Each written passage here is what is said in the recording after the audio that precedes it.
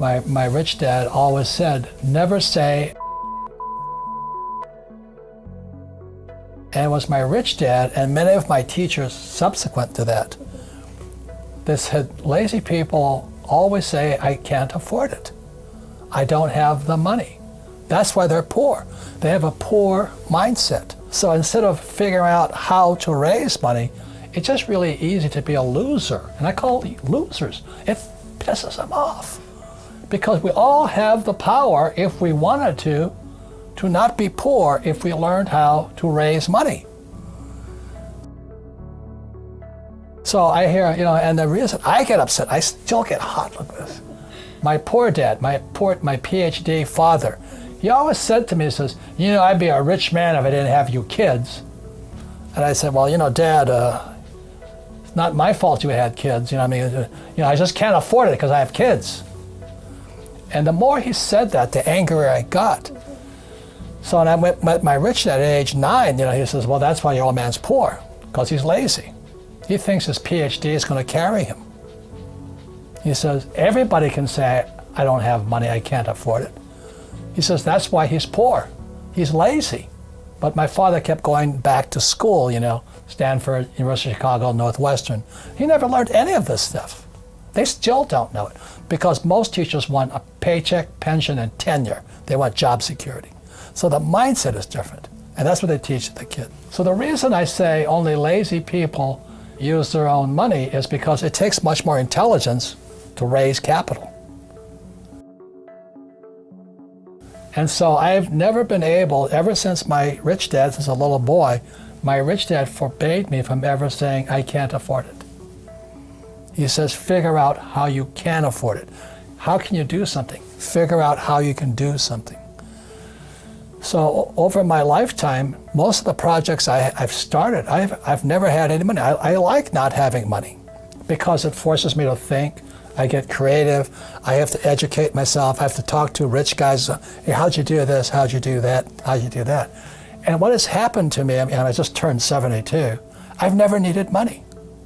Because if I need money, I figure out how to raise it. I don't know what that stuff is, but it's easy to say I can't afford it.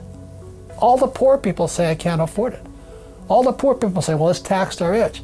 All the poor people are saying, well, give me a free education, free food, free schooling, free manicures, free pedicures. There's laziness, my opinion. And that's what really pissed off a lot of people out there. Goes, you calling me lazy? I said, yes, I am. Because you're the same type of person who will say, I can't afford it. I can't do that. That's the problem. It's up here. It's the real estate between this ear and that ear. I can't do that. Most of my family say, well, I can't afford it. My father taught him to say that. My mother taught him to say that. My rich dad said never say that. So, over my lifetime, I've raised hundreds of millions of dollars. And it's because I didn't have money as a young person that I learned how to raise capital. And it's really quite simple. You have to find an asset that's worth more than me. If they can't invest in me because that's called slavery, buy me, So what I do is, when I started off, I write about it in Fake. I started off looking for this one little piece of real estate. I found an excuse, this 1-bedroom, 1-bath condominium on the beach in Maui. And I found an excuse for people to give me the money. All I had to do is assure them I'd pay them back. So my first deal was an infinite return deal. I had no money in the deal because it was 100% debt. It was an $18,000 condo. You can't touch them for that much anymore, but the economy was bad. So I buy this $18,000 condo. The guy wanted 10% down. You don't need higher math. 10% of 18,000 is how much, sports fans? $1,800. I could have used my money. I had the money. Well, number one is invest in what you love. I love business. I love real estate. I really love it. I own this building here. And I love gold and silver. So I invest in what I love. Most people say, do what you love, but I rather invest in what I love. But I love being an entrepreneur. I love investing.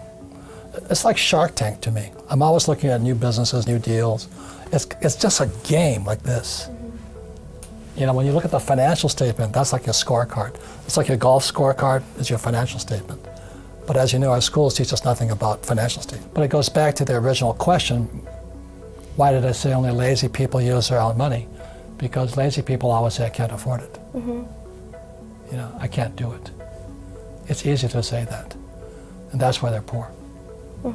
It's harder to go raise $1 million than to say, I can't afford it.